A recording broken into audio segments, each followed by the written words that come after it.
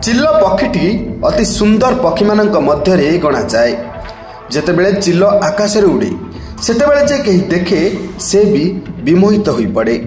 हेले चिल्ल पक्षी को साधारणतः अशुभ बोली धरा जाई थाए, किंतु आपण जानी आश्चर्य हेबे जे चिल्ल पक्षी सहित शुभ कथा मध्य जड़ित रही।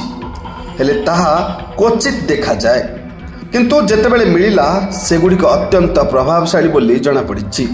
आसंतु चिल्ल सहित जड़ित शुभ अशुभ विषय रे आलोचना करिबा। चिल्ल सहित जड़ित शुभ अशुभ कथा 1।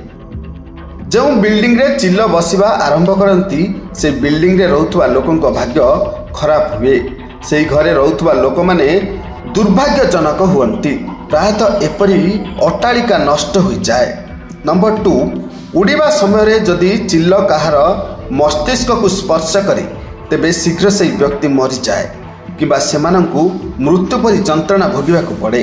नंबर 3, चिल्लर स्वर को नहीं शुभ अशुभ कथा विवेचना करा जाए।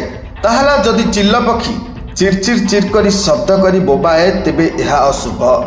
जदि आपण ची ची शब्द शुणती तेबे ताहा शुभ फल प्राप्त हुए।